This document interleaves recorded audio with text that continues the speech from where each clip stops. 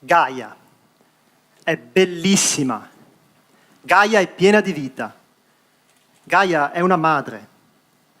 Gaia ha sempre goduto di un'ottima salute.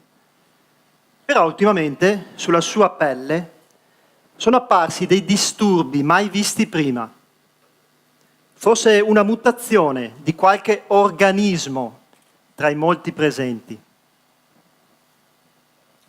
A differenza però di tutti gli altri organismi, gli ultimi arrivati, dapprima innocui, si sono rivelati poi essere dei veri e propri parassiti, interessati solo al proprio benessere. Non è che tutti si comportano alla stessa maniera, però nessuno di essi può dirsi esente da colpe. Questi minuscoli esserini hanno fatto male i propri conti. Con il loro comportamento opportunistico hanno fatto ammalare Gaia, che ora rischia di aggravarsi. E se Gaia muore, anche loro moriranno. Volete sapere come finisce questa storia?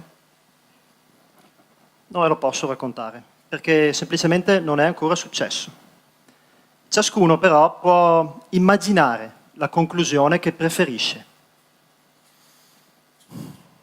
Personalmente, questa storia mi ha letteralmente folgorato da ragazzo e ha fatto nascere in me una gran voglia di fare qualcosa per Gaia. Mi sembrava impossibile che non ci si potesse fare nulla, solo rassegnarsi a un progressivo decadimento. Poi però, qualche giorno dopo la laurea in ingegneria meccanica, mi chiamarono proprio qui vicino, alla Nordica, e finii a fare ricerca e sviluppo sugli sci, mentre la storia di Gaia, pian piano, si confondeva tra i 1000 pensieri della quotidianità. Dopo 1 anno e mezzo mi arrivò questa, che mi cambiò la vita. Proveniva dal consorzio RFX di Padova e diceva più o meno così: la fusione nucleare potrebbe essere l'energia del futuro. Ci servono ingegneri per costruire macchine avveniristiche che potrebbero un giorno produrre energia in maniera pulita e inesauribile. Vuoi venire a darci una mano? Fu lì che mi resi conto che la storia di Gaia in realtà non era morta dentro di me, ma era solo schiacciata dal peso della quotidianità. Potete immaginare quale fu la mia scelta, che però mi costrinse a lasciare, a licenziarmi da un lavoro a tempo indeterminato a 2 chilometri da casa per andare a fare un dottorato di ricerca, dalle prospettive, diciamo così, un po' fumose. Ma non sapete quanto mi sbagliavo. Pensate, per avere l'ambito posto fisso ci sono voluti solo 14 anni. Comunque, adesso che sono un ricercatore, col tempo fisso, col posto fisso anche da qualche mese, vorrei fare con voi quello che faccio tutti i giorni nel mio laboratorio padovano, cioè un bel esperimento.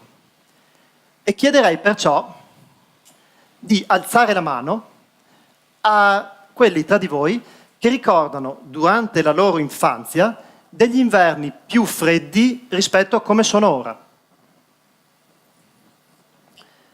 Beh, vedo che quasi tutti avete alzato la mano e questo vuol dire un paio di cose.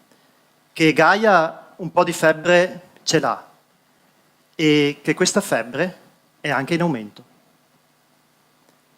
Ma perché Gaia ha la febbre?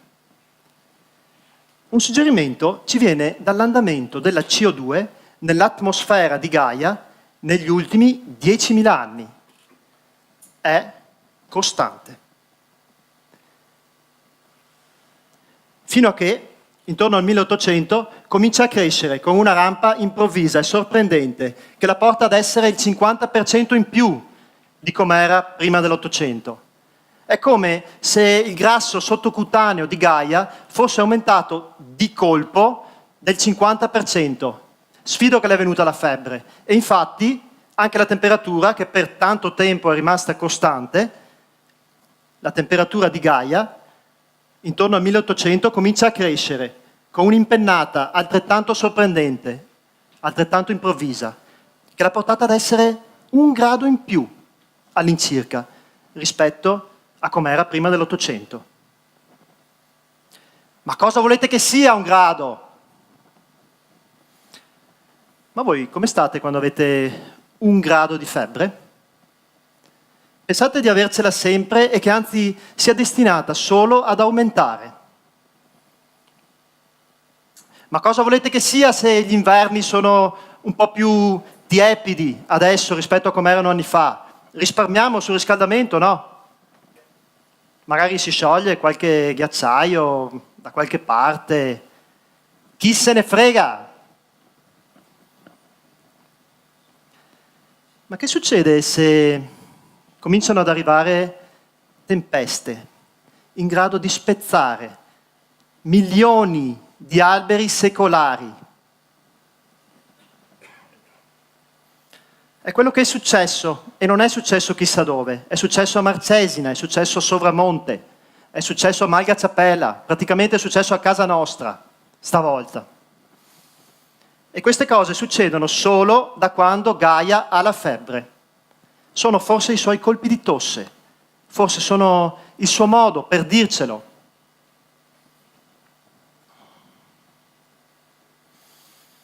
E non è tanto preoccupante quello che succede oggi a Gaia, ma quello che potrà succedere tra 50, tra 100, tra 200 anni. Chiaramente nessuno ha la sfera di cristallo e nessuno può prevedere il futuro. Però tutti possiamo guardare al passato, alla nostra storia. Cosa è successo 200 anni fa che ha creato questo macello? Lo sanno tutti, è molto semplice. Abbiamo cominciato a bruciare i combustibili fossili e da allora l'abbiamo fatto sempre di più. E sempre di più è aumentata la quantità di CO2 che abbiamo riversato nell'atmosfera di Gaia, che adesso, tanto per dare un'idea, si misura in decine di miliardi di tonnellate all'anno. E purtroppo non possiamo fare altrimenti, perché siamo una specie energivora. Con il nostro stile di vita noi siamo ingordi di energia, siamo gli unici che per spostarsi in realtà muovono 20 volte il proprio peso. Che facciamo? Tanto per cominciare potremmo prenderci tutti la macchina elettrica, no? Ottima idea. Però così dovremo produrre molta più energia elettrica. E che problema c'è? La facciamo coi pannelli fotovoltaici e coi generatori eolici, che possiamo mettere ovunque. Magari fosse così facile. Queste fonti energetiche sono estremamente intermittenti. Quindi possono soddisfare solo a una minima parte del nostro enorme appetito di energia. Ma c'è anche l'idroelettrico, però è quasi tutto sfruttato. C'è anche il nucleare da fissione, però produce scorie. Ci sono anche i biocombustibili, però tolgono spazio alle coltivazioni per il cibo. Quindi il nostro mondo funziona ancora a combustibili fossili. L'85% dell'energia, l'85%, si produce ancora bruciando combustibili fossili. che ben inteso sono una benedizione per noi esserini sulla pelle di Gaia, ma sono anche una minaccia micidiale per la sua salute. Come si esce da questa trappola?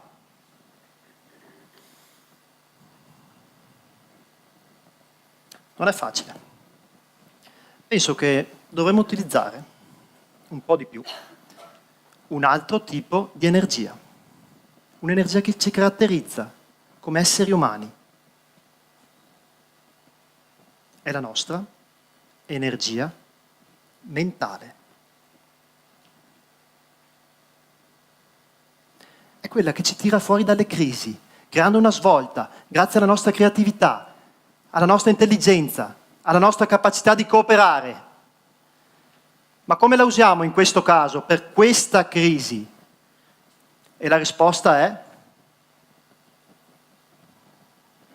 che non lo sa nessuno.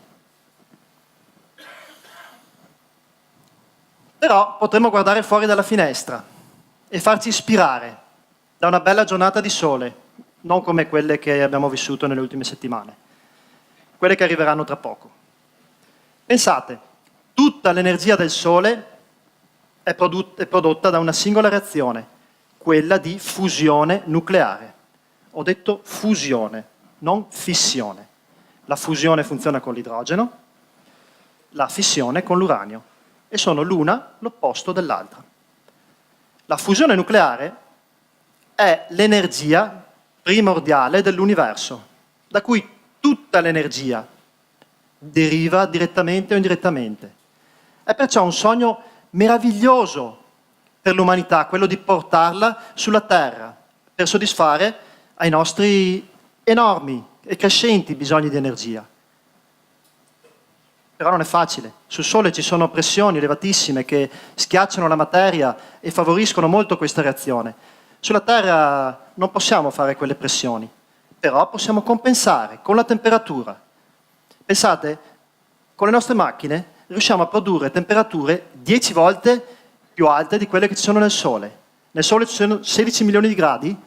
Bene, con le nostre macchine ne facciamo 160. E quello che facciamo, e riusciamo così a innescare la reazione di fusione anche sulla Terra.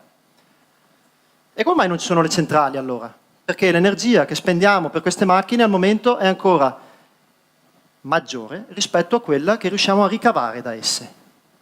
Ma stiamo costruendo delle macchine che in 10 anni puntano a ottenere 10 volte di più l'energia che serve per farle funzionare. E con queste macchine ci faremo delle centrali elettriche che produrranno energia elettrica, ma non produrranno CO2, non produrranno scorie e funzioneranno con un materiale che non è concentrato in pochi paesi fortunati, ma è abbondante, ovunque ci sia un mare, l'idrogeno. Certo, non sono macchine facili. Tanto per fare un esempio, in queste macchine a pochi centimetri di distanza ci sono la temperatura più alta e la più bassa che l'uomo sia mai stato in grado di generare. Non è quindi un'impresa facile la nostra, e non è detto che la reazione di fusione sarà la cura per Gaia. Però penso sia doveroso almeno provarci con tutta la nostra forza, con tutta la nostra energia mentale, perché la posta in gioco in questo caso è la più alta che possiamo immaginare. E con lo stesso spirito dovremo provare anche qualsiasi altra strada, qualsiasi cosa utile. Forse vi starete chiedendo, e io che faccio tutt'altro nella vita, cosa posso fare per Gaia? Beh, ci sono tantissimi gesti che ciascuno può fare e che aiutano Gaia. Se poi li fate con la determinazione di Greta Thunberg, tanto meglio. Io sono qui per chiedervi una cosa diversa.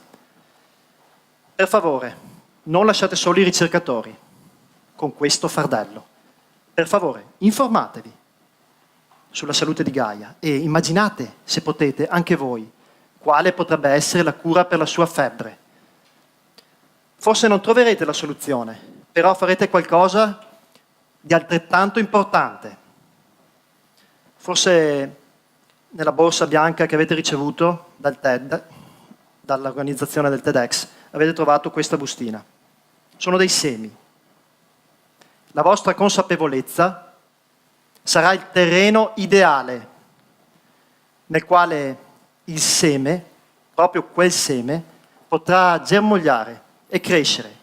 È il seme della prossima innovazione, quella che potrebbe, un bel giorno, curare la febbre di Gaia. Grazie.